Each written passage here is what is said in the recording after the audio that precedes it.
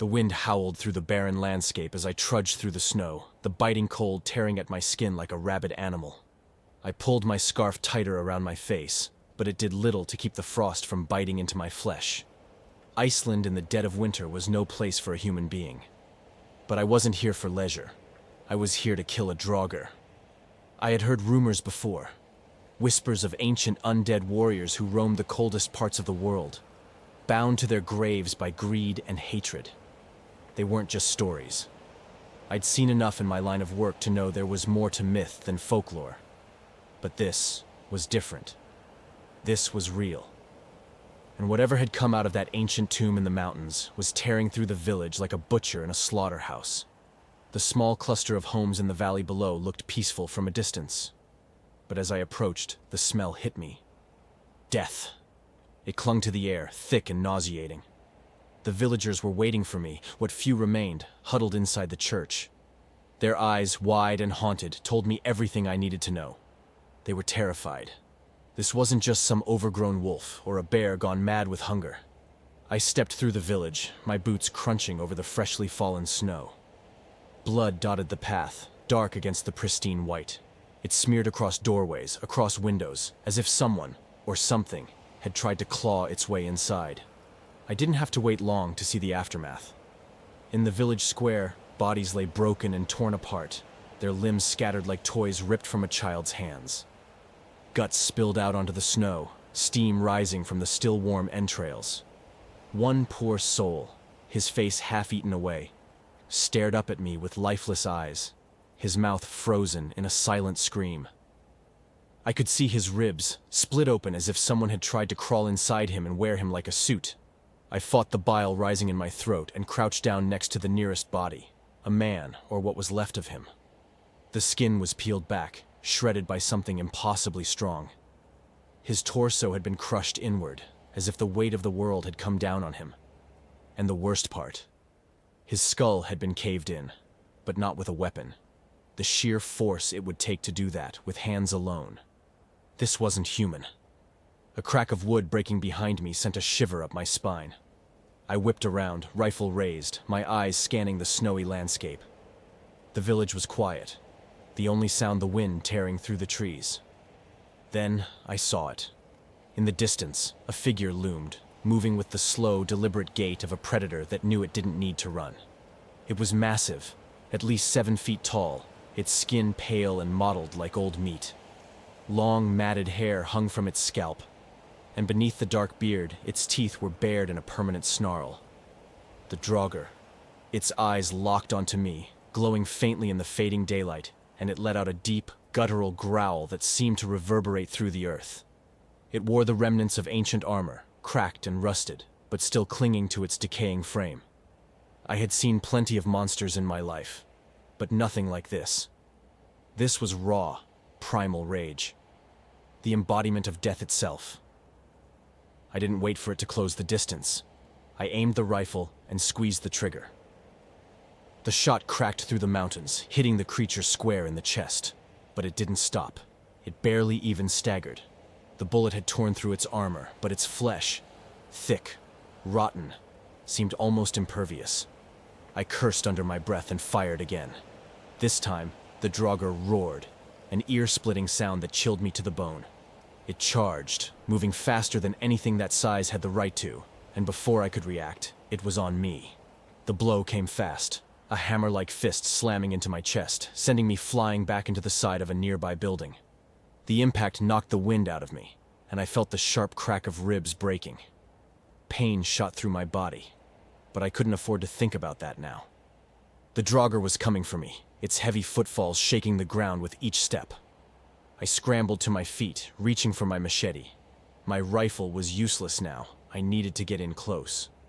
As the Draugr swung again, I ducked low and slashed at its leg, the blade sinking into its rotten flesh with a sickening squelch. Black blood oozed from the wound, thick and tar-like, but the creature didn't slow. It grabbed me by the throat, lifting me off the ground as easily as if I were a rag doll. The world spun as I dangled in its grip, my vision blurring at the edges. Its breath was foul, like rot and decay, and I could feel the life being squeezed out of me. I had seconds left, maybe less. With one last burst of strength, I drove the machete into the Draugr's arm, the blade biting deep. The creature howled, dropping me to the ground, and I gasped for air, my vision clearing just enough to see the beast clutching its arm, black blood pouring from the wound, thick as tar. I wasn't going to win this fight here. Not now. My weapons were doing nothing, and the Draugr was toying with me, savoring every second of my struggle. It was ancient, too strong, too fast, and I had barely scratched the surface of its power. My chest screamed with pain as I fought to stay on my feet, broken ribs sending waves of agony through my body with each breath. Staggering to my feet, I backed away, the Draugr's glowing eyes burning with fury. It let out another bone-chilling roar, the sound reverberating off the cave walls like thunder. The creature was angry now, more than before, its bloodied arm hanging at its side, but the rest of it still very much ready to kill me.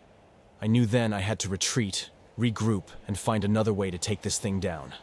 Every instinct in me screamed to keep fighting, to put it down here and now, but this wasn't a fight I could win. Not yet.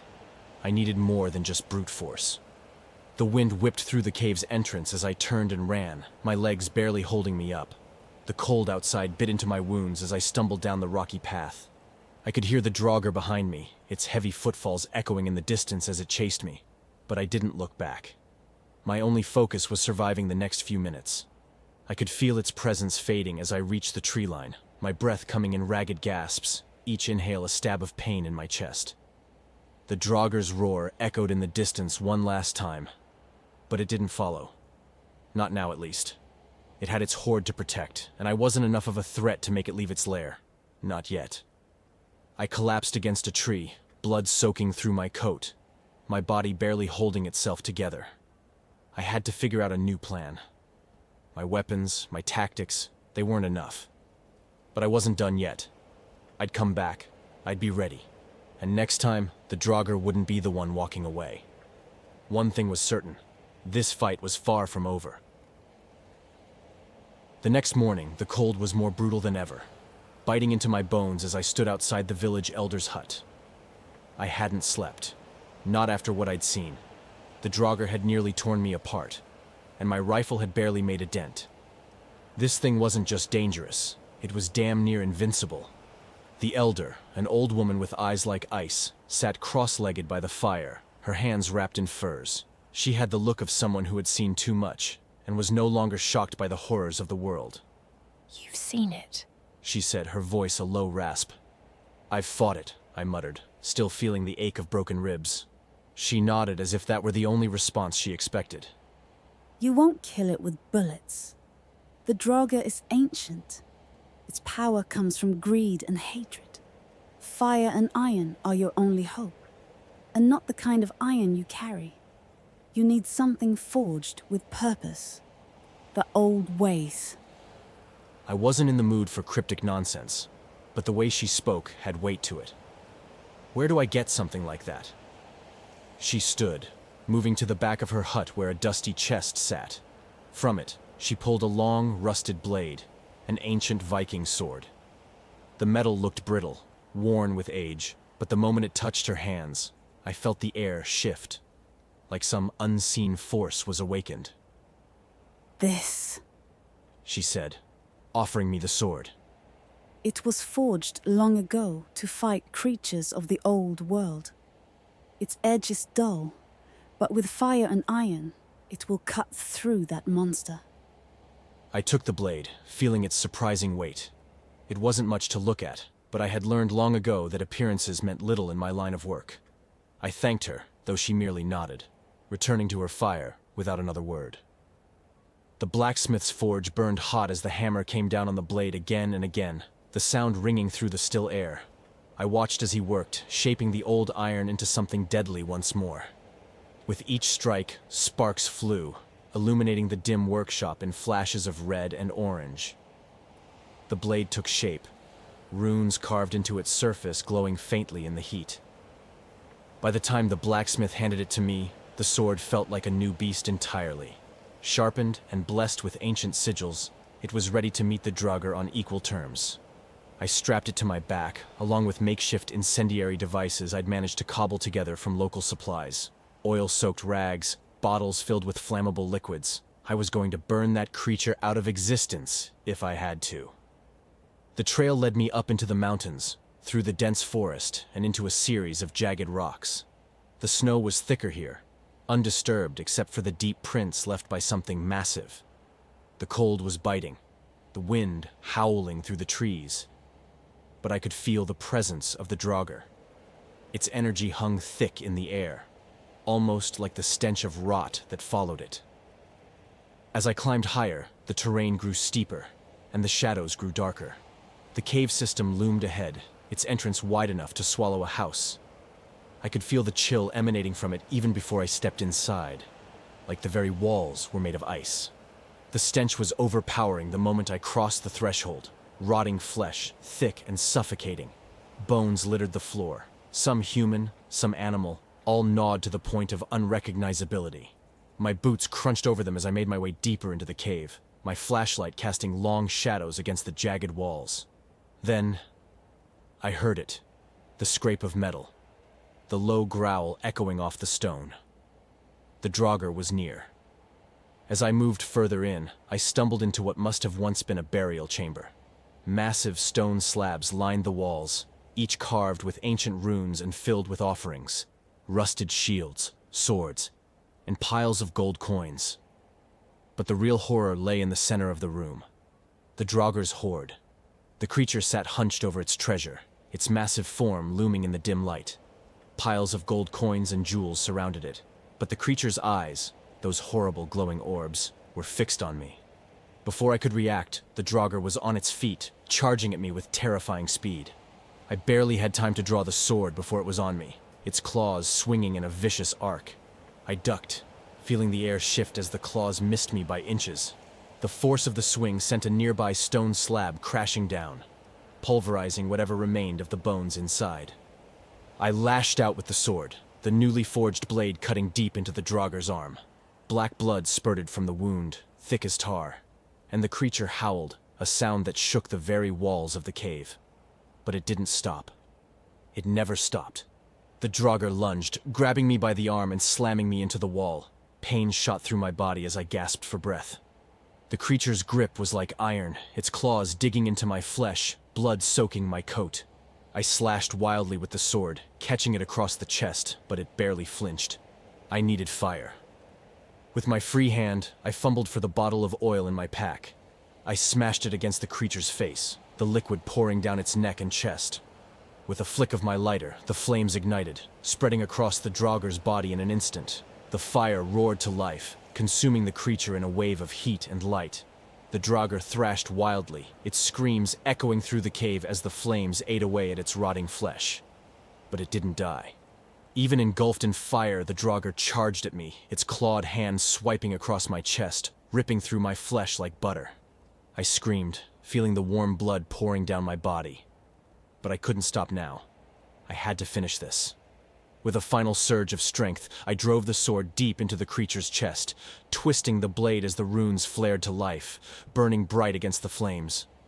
The Draugr let out one final, deafening roar, before collapsing to the ground, the flames still licking at its body as the light in its eyes faded. I collapsed beside it, gasping for breath, my body broken and bleeding. The sword was still lodged in the Draugr's chest, glowing faintly in the firelight. It was over for now. I leaned against the jagged cave wall, my breath coming in sharp, ragged gasps. The sword still glowed faintly, lodged deep in the Draugr's smoldering chest. Black blood pooled around its body, staining the ground like oil. The flames that had consumed its body flickered low, casting long, dancing shadows across the walls of the chamber.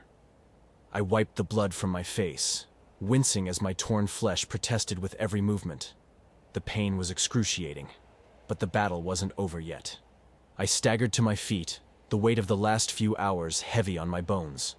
The Draugr's body lay still, but I wasn't stupid enough to think it was finished. These things had a way of clinging to life, refusing to let go of the world they had once terrorized. I limped toward the sword, each step sending a fresh wave of agony through my body. My coat was soaked with blood, the cold air biting at the open wounds beneath. But I had to end this. I had to make sure this monster never rose again. With a grunt, I grabbed the hilt of the sword and yanked it free. black blood splattering across my boots as the blade slid out of the Draugr's chest. For a moment, the creature's eyes flickered, as if some last ember of life still burned within. I didn't give it the chance to do anything more. I swung the sword down with all my remaining strength, the blade cleaving through its neck in a single, decisive motion. The head rolled away, hitting the stone floor with a dull thud, and the Draugr's body collapsed into itself, lifeless. It was over. I sank to my knees, the sword clattering to the ground beside me. The cave was silent now. The only sound the distant crackle of the remaining flames and the slow, steady drip of blood from my wounds. My body screamed for rest, for a moment of peace. But I knew better. In my line of work, peace was never more than a fleeting illusion. The treasure hoard that had once drawn the Draugr's attention lay untouched behind me, the gold and jewels glittering faintly in the dim light. But I wasn't here for wealth, and I wasn't about to disturb whatever ancient curses still clung to those artifacts. Let them rot here with the corpse of the beast that had guarded them. Slowly, painfully, I pulled myself to my feet. I could already feel the weight of exhaustion settling into my bones, the adrenaline fading and leaving only the sharp, biting pain of my injuries. I'd need stitches, and plenty of them. But first, I needed to get out of this cave before it collapsed in on itself. I made my way back through the narrow tunnels, each step a reminder of how close I'd come to death. The darkness seemed to press in on me, the cold more intense the deeper I went. But the thought of that thing lying in pieces behind me gave me a grim satisfaction. I'd done it. I'd killed an ancient, unstoppable monster. But I knew, in the back of my mind, that something worse would come. There was always something worse. As I emerged from the cave, the cold wind hit me like a slap in the face. The sun was rising, casting pale light over the snow-covered mountains. The village below was still shrouded in mist, but the oppressive weight of fear had lifted. They wouldn't know what had happened up here, but they would feel the difference. I descended slowly, my legs trembling with each step. When I reached the village, the few who remained rushed out to meet me, their faces a mixture of hope and fear. I didn't need to say anything. The blood-soaked sword on my back and the look in my eyes said it all. The village elder approached, her weathered face unreadable. She looked at me, then at the sword, and gave a slow, solemn nod. "It's done," I said, my voice hoarse from the fight. She handed me a pouch, payment for my work, though I barely cared about it. I took it without a word, tucking it into my coat. You should rest.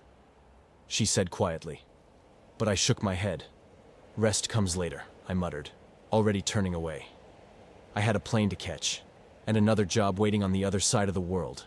As I made my way out of the village, I could feel the eyes of the survivors on me, their silent thanks hanging in the cold air. But I didn't stop. There were other monsters out there, other horrors lurking in the shadows, waiting for someone to step into the light and put them down. And I'd be ready for the next one. The job was done. The Draugr was dead, but as I walked away, I couldn't shake the feeling that something worse was waiting for me. Something far more dangerous than any Draugr or ancient curse. And when it came, I'd be there, rifle in hand, ready to do what I did best.